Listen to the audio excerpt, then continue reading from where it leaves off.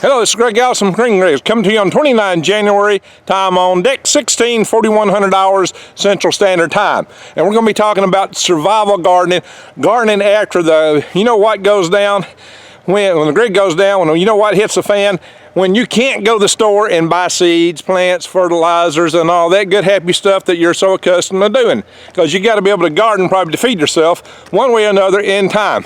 So how are you going to do that? That's what we're going to talk about.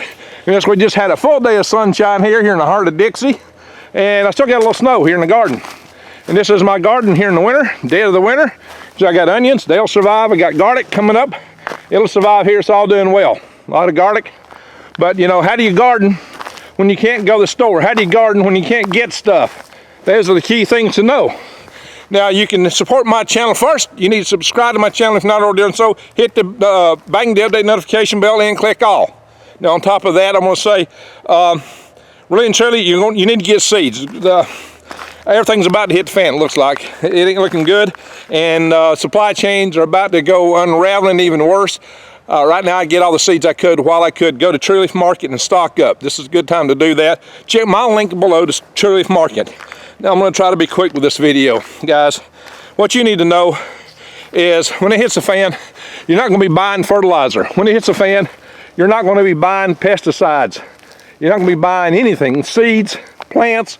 Get everything you can ahead of time. Go ahead and get your seeds. Buy seeds that are heirloom, open air pollinated type seeds, because that's what you can replant and regrow, my friends. Now, some places, the stuff won't grow like it will here. That'll survive the winter. But some things, you gotta either use high tunnels, or you've got to or use those little low row cover tunnels. I don't use those myself. I'm in a pretty good climate area. I haven't had to, but I might start doing that. There's things to do to extend your growing season. Now, that stuff you can prepare and stuff to do. But what you really need to know is that the best way to fertilize your garden is composting. Compost, and some people, like Curtis Stone, before he ever gardened, he spent a year running all over his neighborhood collecting compost from people, from restaurants, all over the place, and he set up big compost piles, and he composted. Compost is what you need. Compost, it can come from several different sources. Compost can come from the weeds, grass clippings, towns, they collect leaves and stuff. Don't get that stuff. Some towns let you go to their compost piles. They have municipal compost piles. Get what you can. But even if you worm farm or not, that's a good thing to have. I'll show you a compost pile I got here. And my hired people, good Lord, they can't get the idea between compost and trash. But anyway, or that limbs and trees ought to be put in a separate compost away from other stuff. So we got to reorganize this. I'm going to get on to them. That's not acceptable compost. In any event, so I got to talk to them. They can't. I keep getting on to them about that, but can't make out the difference in the compost pile and the trash pile. Trash never goes in compost, guys. Do not put trash in compost. Compost is for biological materials that you want to add back to your garden, and plastic is not among them. Jeez. Anyway, so you got to emphasize that. I'll show you some wood chips up here. It's going to take a while for these to compost. So worms can help break these things down faster. Now, so I think one of the best things for your garden is to have worms. No, so I'm sorry, I'm not selling the worms to springtime, because I got to get my herd built back up. And that's part of my prepping too, by the way, because I got a lot of worms. Just don't have enough to sell yet, because I'm going to have several thousand pounds before I sell again. That's wood chips. And we dug about half a brand new wood chip load out and put it in their worm beds. So we're going to walk around here, guys. Worms, let me back up. Any book on gardening, organic gardening, should start out telling you right off the bat that good soil is living soil. You don't see any birds flying around. I'm going to do another presentation on this, guys. Fertilizing the forest. It's all in the soil. The soil should be alive. But we kill our soil with fertilizers. A lot of people don't realize the fertilizer kills soil. Yeah, fertilizers. And of course, pesticides, herbicides, they all kill our soil too. Most people don't know that fertilizers is deadly to soil. But all that stuff, all these chemicals people put on their soil is bad for them. So what you need to do is bring your soil back to life. Compost helps. Worms now have a beneficial bacteria in their gut, which takes it to the next level. That really helps, because these bacteria break down nutrients that's already in the soil to make them more readily available to the plant roots. This is what you normally get in nature. Plants put sugar into the soils to feed these bacteria, but usually plants are wasting their sugars because they're feeding dead soil, so they get nothing back. So the forest makes it on its own. Now we're here in the middle of worm farm area here. You can see a lot of my worm beds. I got a lot of worm beds. All these sled beds got worms in them. These are turning out to be my very best worm beds, guys. The in-ground beds have some issues. I'm still getting, no matter how I build them, a few of them still have moles breaking into them. The plywood boxes were my best beds previously, but you have to rebuild them every 3 years. These are durable. They seem to be doing really good, so I'm happy with those. But guys, the cool thing about worms is they break down organic matter a lot faster than it would ordinarily decay. So it gets your composting going faster. It makes a worm casting. The beauty of worm castings is, unlike other animal manure that will burn your plants up if you plant them in it, you can plant plants straight up in worm castings and it won't hurt them. Because worm castings are Mother Nature's already designed, original, pre-Miracle-Gro, time-release nutrient devices. A worm casting, which is worm poop, has a mucus in it from that worm, which makes it dissolve slowly over a few months. And it releases the nutrients at just about the perfect rate for plants. It's like Mother Nature and good Lord in heaven work together to come up with a perfect solution. That's the worm casting. Worm castings make plants grow like crazy. And they're really great for returning that microbial health to your soil, which also helps your plants. Now here's what you need to know about plants. Insects do not attack healthy plants. They do not.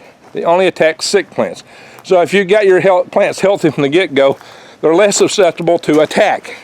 Now that said, one way to also help stymie attacks from insects is with the use of worm tea or compost tea. Now I brew worm tea by taking, you can use the leachate from the worm bed, or I used to use that, but now I make tea bags with sandbags full of worm castings.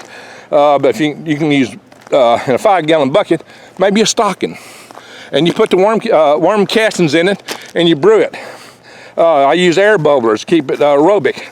But now if the grid hits the fan and you don't have solar power and you can't get an air bubbler running, just a few times a day, take a couple of buckets and mix it back and forth to get oxygen in there.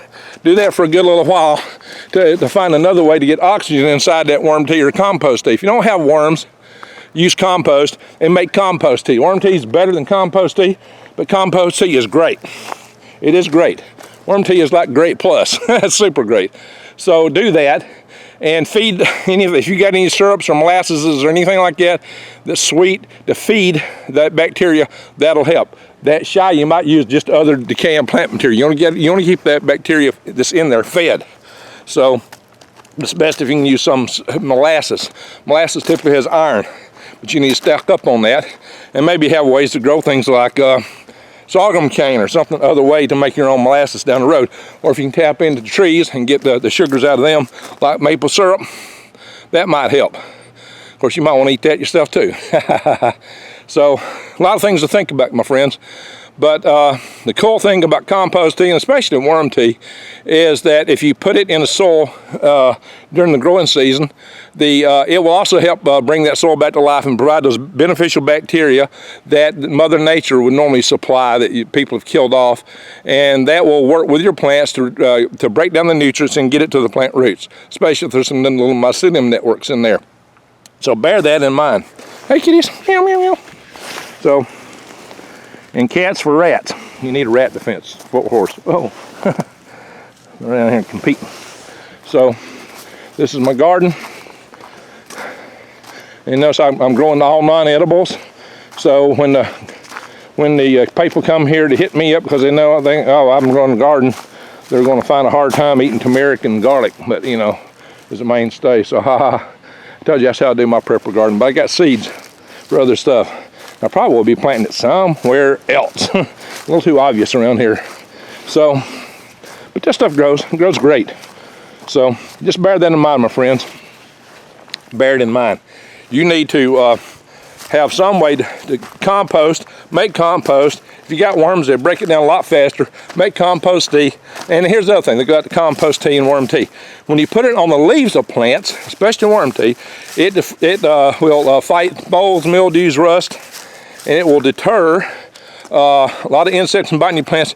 And the bacterial content can even kill up to a lot of your soft body bugs and a lot of your worms. You might mix in a little bacteria Genesis if you can find some, because that helps. But you won't be going to the stores, my friends. So you might want to stock up on some of that. The stores are going to be unavailable. So just remember that.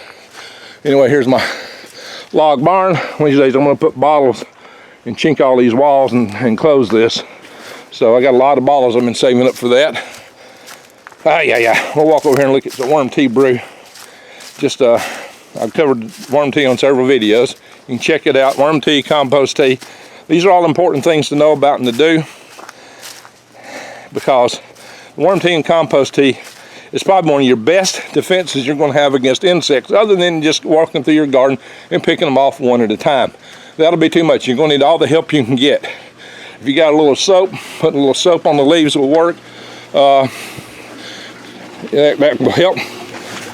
There's my worm tea brew. You see I'm brewing this in this big old 58-gallon pickle jug. Here's the aquaponic system. You always have to have solar power for that to continue running. But anyway, so just a quick heads up. You got to do something. So just bear that in mind, and wish you all the best. I'm going to do a video with John Hollerman Wednesday night, and that video is going to cover what you're going to need to know about prepping. It's going to be shocking, because a lot of the prepping advice is not good. So you're going to want to watch that. I'll be doing a video with Arthur Bradley come next week, good Lord willing, and the world's still here, about how to safe your home and your car and things like that from EMP. And he's actually going to be an Italian prepper before he comes on me, but I've had him on my channel a year ago. So you'll definitely want to see Arthur Bradley. So my friends, with all that said, keep your head low. Thank you for watching, and goodbye.